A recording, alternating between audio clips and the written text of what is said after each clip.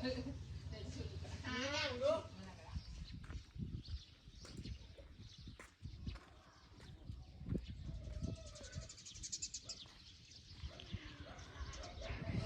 ายดีเด้อพี่น้องจ๋ายินดีตอนรับเข้าสู่ช่องสลอยเด้อยามค่ำเนาะ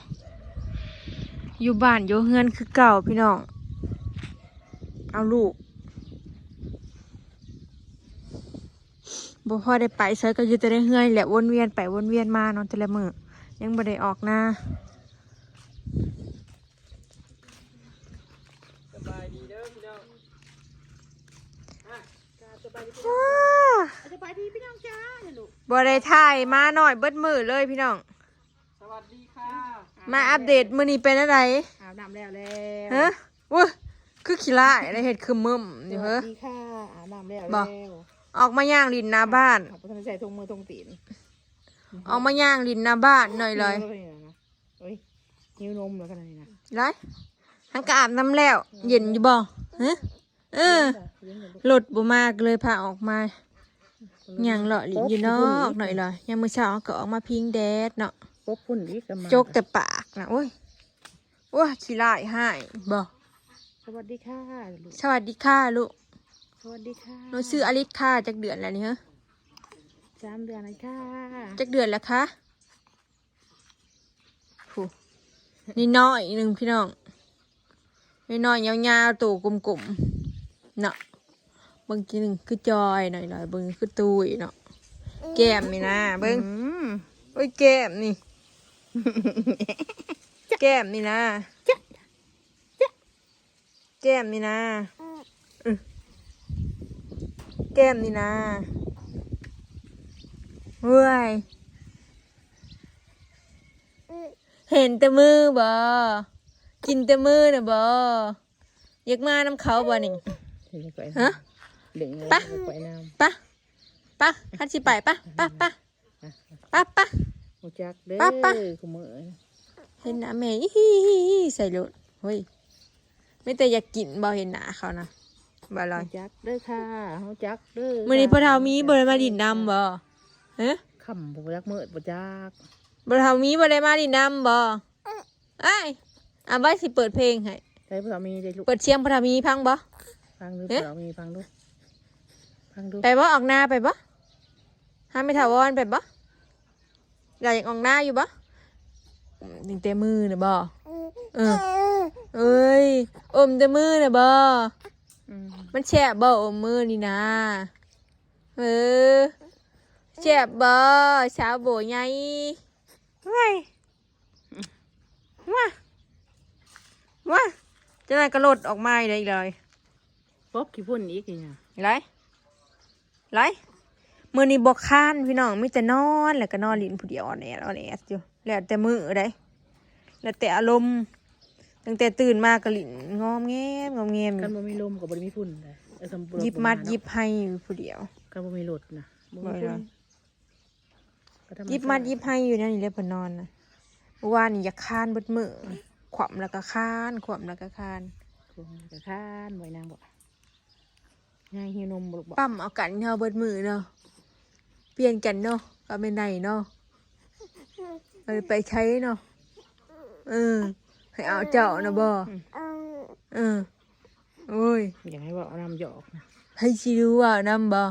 เขาบ่ดูว่าน้ำบ่ว่าผู้เดียวเนาะมันจะบ่ต้องมีแล้วดูว่าผู้เดียวหน่อยเลยเนาะโอ้ย3 เดือนเลยติ3 เดือนกว่าแล้วมัมให้พ่อทอมีปะเว้ยเช้าแก้มต้นนี่เลยเช้าแก้มต้นเช้าแก้มต้นทอมีเอ้ยปะไปหาทอมีไปลูกปะเช้าแก้มต้นเช้าแก้มต้นอัดขี้โผไว้เช้าแก้มต้นจกตะปากนั่นป้าข่าวในป้าข่าวในป้าลูกป้ารถชิมาป้าข่าวในรถหลายพี่น้องเลยถ้าไม่มีรถกับไม่มีพุ่นนะพอมีรถกับมีพุ่นเลยเนาะ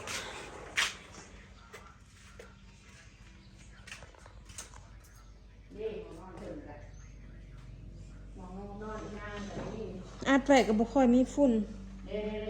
พาตีนไผว่ามีแต่ขี้ดินเอาเขาสิเอานอนลิ้นซื่อๆกะ เอาลูกผู้ใดได้ลูกเอาลูก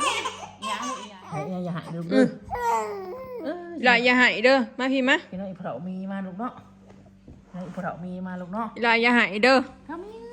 หลายอยากนมบ่เบิ่งแน่พุงเจ้านี่นะพุงยังเต็มอยู่สิกินแนวใด มาหน่อย บ่คืออมแต่มือแท้บ่มื้อนี้บ่ค้านบ่เว้ยเฮ้ยเอ้า ดึก ว้าวปัดสิเข้าคำโชว์บาด ดึ นี้ กลูกดึกลูกดึก บ่อนมันข่อยแม่ ดึกลูกดึกดึกเออดึกเอ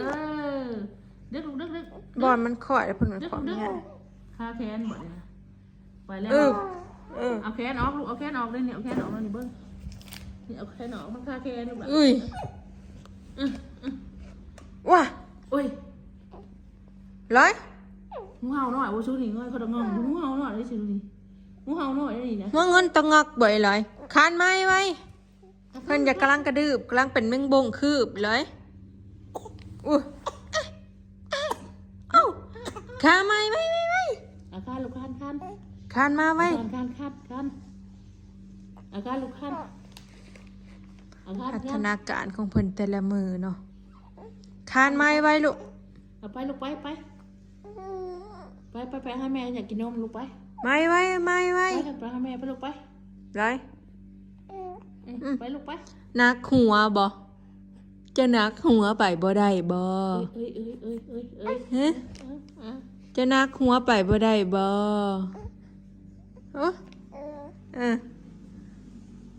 ให้แม่ใหญ่อยู่ก้นไว้ ไปลูกไป ก้นน้อยนะ ไปอยู่ก้นเอาไปลูกไป นักท้อง เอาไปอยู่ก้นไปเอาไปลูกไปไป จับลูกจับ อลิไปลูกไปดึก ร้อย ดึก ไปไว้ลูก ดึกลูกดึก หัวนักเจ้านั่น นักขี้ผูบ่ นักขี้ผูทั้งนักหัวบ่ เวลาเพิ่นขวำเพิ่นสิไปนั่นนี่ห้ามไปได้ไปเพิ่นอยู่ผู้เดียวจักเถื่อแล้วพี่น้องเฮาเฝ้าเนาะหนาเพิ่นงมเพิ่นก็เอาขึ้นเองบ่ได้ป้าไว้ดนเอาขึ้นบ่ได้แม่ก็ให้นอนง่ายบ่ได้ให้แม่ดนดอกเพิ่นสิเจ็บเอิกหน่อยเลยอีแม่เฝ้าอยู่หน่อยเลยเนาะอีแม่เบิ่งอยู่เนาะเฮาก็เอากันเบิดมื้อเลยอยู่บ้านก็บ่หลายคนเท่าอยู่หน้าเนาะเลยเนาะนะแต่ว่าเฮือนอยู่ติดกับมันก็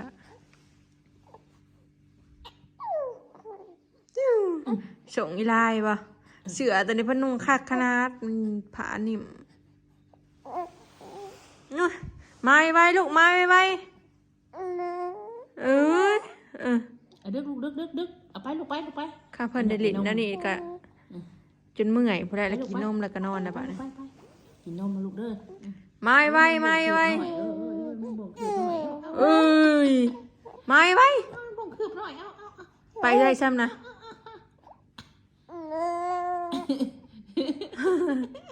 ไปลูกไป ลอยกำลังเฮียนกระดืบพี่น้อง ดึก กำลังเฮียนเป็นวงคืบ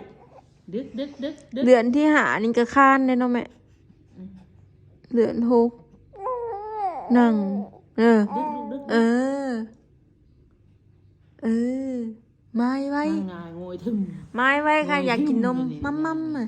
ไม้ไว้อยากมัมไม้ไว้ไม้ไว้ว้าวอีปุ่ยอ่ะไม้ไว้ค่ะอยากมัมไว้แม่เช็ดอลูโมให้พ่อมาเร็วไม้ไว้นั่งก็อาบน้ำแล้ว ดึกแง่ลูกดึกแง่ดึก อาบน้ำนั่นพื้นไปยังพี่น้องตีนดีดน้ำตัวอ่ำบริยักจ่าบริมีไห้อาบน้ำนะผู้จะว่าอีหยังพูดเอาอู้ มีแต่เอาหนานะถูหมุนเบิดหนานะไว้ แดงบดหนาน อนนั่นก็ถึกคือเดี๋ยวนี้นะเออสนับเข่าตรงเขาเลยรอยคาแดงบนของเขาอือ ไปลูกไปกำลังสีอันเพียงพอ ไม่ไว้ไปเบิดเถอะนะเอาบ่ไม่ไว้ไม่ไว้ไม่ไว้ไปลูกไป ขึ้นมาได้ซ้ำนี่เดี๋ยวโอ้เก่งอะไรเก่งเก่งเก่งอีร้อยนี่เก่งอุ้ยเก่งหลายไปไว้อีเมสิไปช่วยเขาเลยนี่ไปเฮ็ดกินใดไปช่วยเขาเฮ็ดกินใดลูกไปลูกไปนั่นไปได้ช่ำนะ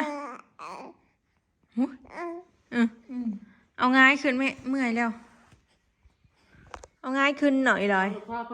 อีหลาเมื่อยแล้ว พ่อ ขาสูงกันยาวพ่อลูกพ่ออะตึง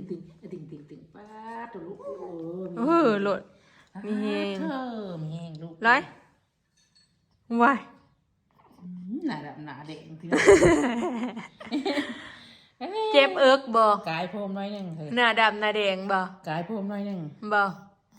กระดือไปเจ็บเอิกหรือบ่ไก่ชิแลนเลยเด้นี่เนาะยังบ่มคืบน้อยบ่อีกไก่ชิแลนเลยเด้เนาะยังบ่มคืบน้อยนอนลูกเนาะนอนลงหิวบ่นั่นน่ะหลายหิวนมบ่ลูกเทงถูกเพิ่นเมื่อยนอนแล้วบ่อยู่มั้ยตึ้งหายแล้ว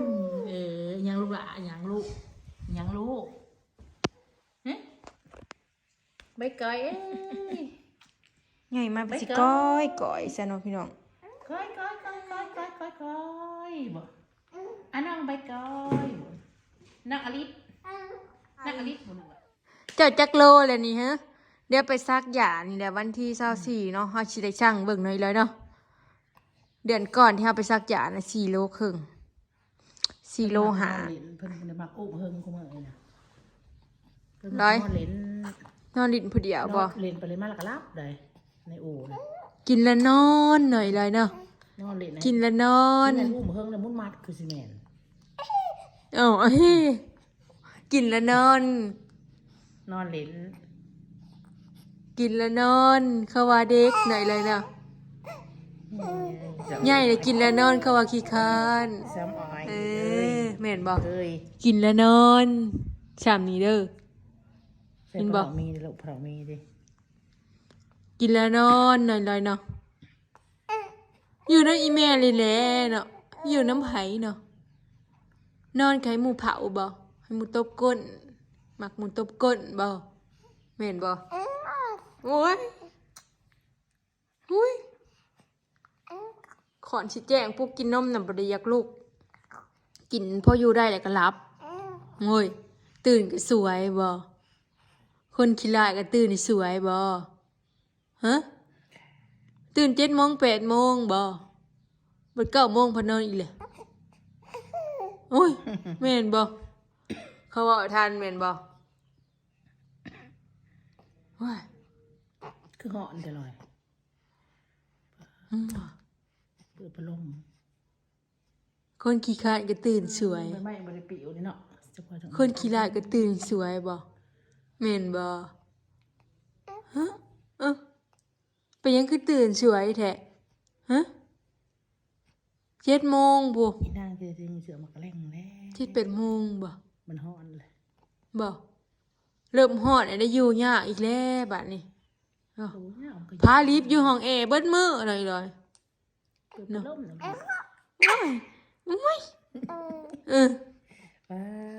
เสียงฮ้อนเถียงบ่คู่มื้อเถียงบ่เถียงแม่บ่คู่มื้อเฮ้เถียงบ่ฮะเก่งบ่ เออ เก่ง โอ้เก่งอีกโอ้โหเก่งอีกวะอุ๊ยอยากไปใช้บ้านนี่ ไปใจลูกไปใจ ปะหิวพี่น้อง เดี๋ยว หิ ไป วนม ไปหิวเดี๋ยวไปเอาไป เหนื่ ย่า อย ง อยู่ ย่าง หิวนม ย่างหาแม่ ไม่ไว้คันหิวนะ ย่างลูกย่างว่าย่างเป็นในลูกกูย่างลูกย่างย่างลูกย่าง ขี่ควายออกสิเบิร์ดเลยเก็บไปเก็บมา ย่างไปหาแม่ย่างลูกย่างย่างลูกย่างย่างจะ หิวหิว ย่างจะย่างจะย่าง เดี๋ยวก็หอด3 เดือนครึ่งแล้วพี่น้องเอ้ย ย่างจะโอ้ชิฮอดย่างไม่ ค่าส่งอีหล่ะนะลูกภาพขึ้นนะลูก เบิ่งว่ามันค่าส่งเลยมันจังบ่ไปนะแม่ภาพให้ลูก เบางอย่างหนึ่งคือขาวบางอย่างคือดำพี่น้องรอยนี่เนาะ เปลี่ยนสี โอ้ยเปลี่ยนสีคือกระป๋อมกานี่บอกป้าเถอะ อุ้ยย่าง เบิ่งพาตีนนะ จะย่างลูกย่าง ยาวยาว ลูกย่างจะย่างลูกย่างจะ อุ้ยตาหน้า โยบใหญ่เด้อ ตาหน้าเห็นมองกล้องอยู่โอ้ยโอ้ยหัวโหลนๆเหลื่อมๆนี่เบิ้ง โยบใหญ่เด้อ โอ้ย เอา คลิปนี้ก็สิได้เก็บภาพบรรยากาศไว้ซ้ำนี้เด้อนะลูกเนาะ เอา สวัสดีค่ะลูกสบายดีพี่น้อง ค่ะสบายดีจ้า